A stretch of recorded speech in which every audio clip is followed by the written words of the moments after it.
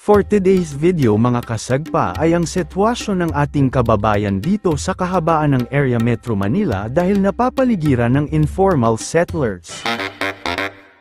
At palala ng palala pa dahil sa matinding kahirapan dulot ng nagtataasang bilihin sa ating bansa at iba pang mga problemang kinakaharap ng henerasyon.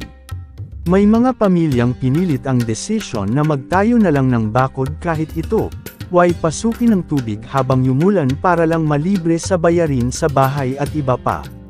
Dahil kung mangupahan ka ay napakataas ng singilan at kung nagkakataon na wala kang pangbayad itataboy ka ng owner na parang aso.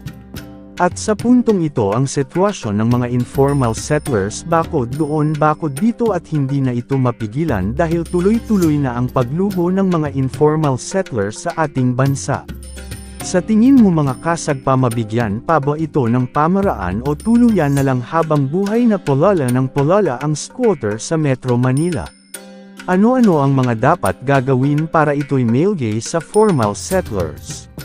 May mga pinono pa ba kaya na ipaglaban ang mga taong walang formal na tirahan o tuluyang sandamakmak na squatter sa Metro Manila? Ano-ano kaya ang pwedeng gawin ng nakakataas para makontrol ang paglobo ng mga squatter sa Metro Manila?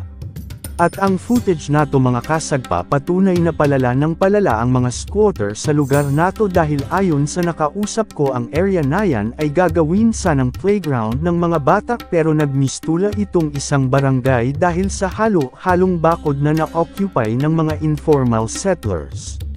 At sa susunod na footage ibabahagi ko sa inyo mga kasagpa ang sitwasyon ng mga kababayan kung paano pinasok ng tubig ulan ng mga kabahayan kapag mga bagyo dahil halos kinain ng tubig ang mga bubog ng mga kabahayan. Matinding sakripisyo ang nararanasan ng ating mga kababayan na pilit magsapalaran sa Metro Manila.